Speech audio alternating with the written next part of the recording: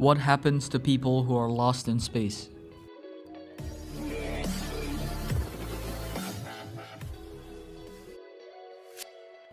Hello everyone, welcome back to Omid Media. Before continuing, don't forget to subscribe, like, and share it with your friends, and be sure to watch until the end. Enjoy. Space has no boundaries. You must admit that there is something incredibly attractive and mysterious in this dark veil surrounding our planet.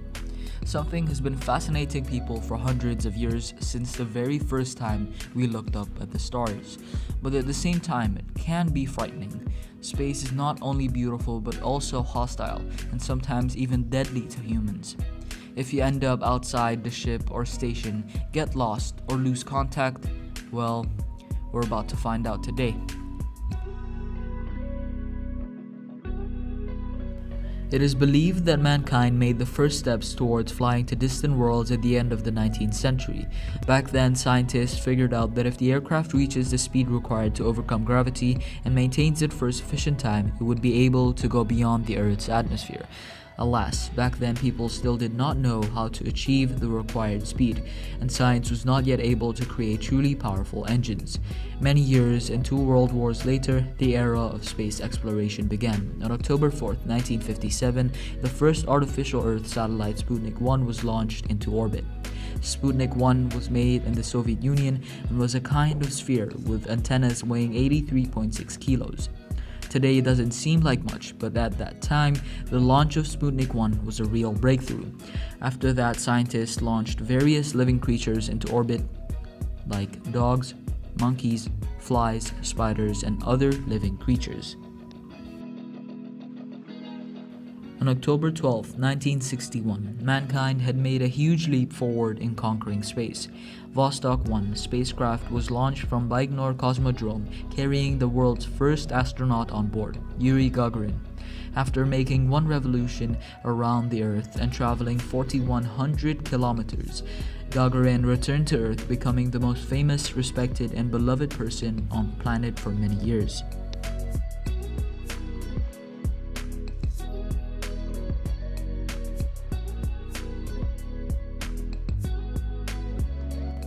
Now let us talk about the suit, shall we? It is a reliable protection, and the spacesuit can be compared to a small individual spaceship. Can an accident happen on a ship? Of course. And that means that the spacesuit can also fail at the worst possible moment. Anything can happen. For example, an astronaut can be flooded during his spacewalk. This happened to the Italian astronaut Luca Parmitano. During his walk in 2013, water suddenly started to flood his helmet. It turned out that the water was leaking from the cooling system, and since water does not flow down in zero gravity, it accumulated in the helmet, getting to the astronaut's eyes, ears, and nose. It was impossible to do anything about it because in outer space you can't just take off your helmet to throw something away. So Parmitano had to return to the ISS, or the International Space Station, as soon as possible. He couldn't see anything, so he reached the gateway using memory. He also somehow managed to not damage the suit, and so he soon was safe.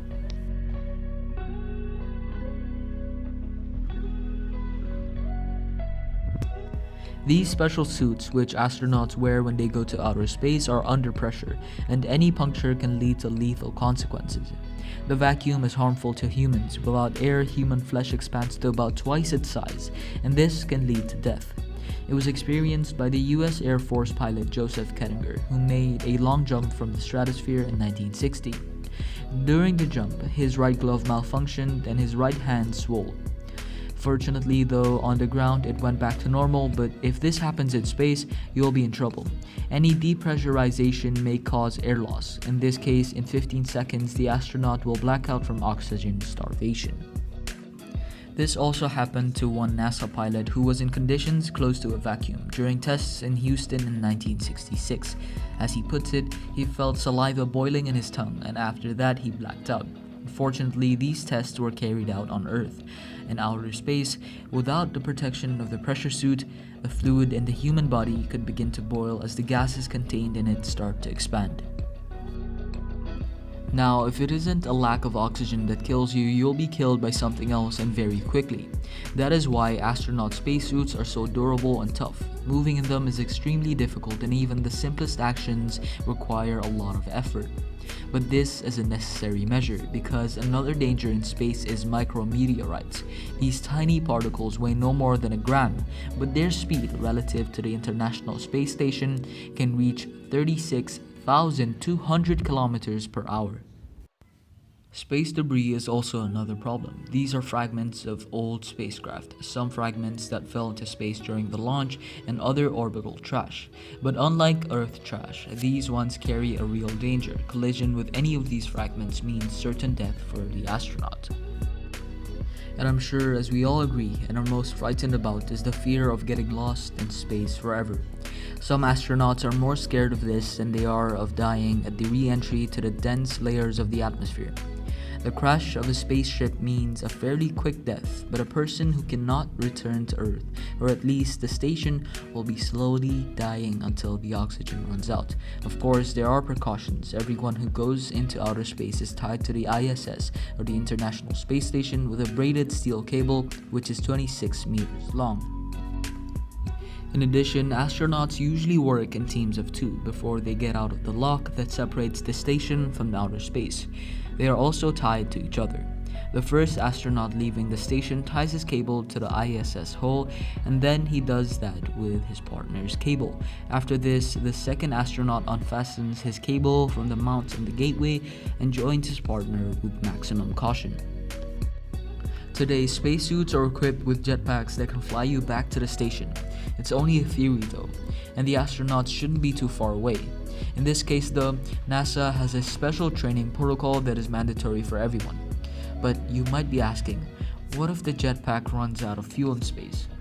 Limb movements will not help change your course or your destiny. However, if a person is thrown with enough strength at the right angle, he may get into the Earth's atmosphere and, well, essentially burn away. If you ever were to get lost and helpless in the middle of space, all that's left is to fly in orbit and wait until the air supply runs out, approximately in 7.5 hours, and the astronaut will die from oxygen deprivation. For some time, the body will decompose just like on Earth, but over time, water will evaporate due to exposure to sunlight. The lost astronaut will gradually turn into a mummy and will circle in an orbit until he's picked up by some alien ship. But what if the suit was damaged, which is more likely? Then all the liquid contained in the body will quickly evaporate, a terrible but quick death. Soon after this, the human body will freeze, not given enough time for the decomposition process to begin. Although it should be noted that all of this has never happened before. Okay guys, that was it for this week's video. Thank you so much for watching. If you haven't already, be sure to click the subscribe button, drop a like on this video, and let us know if you ever want to go to space. Take care.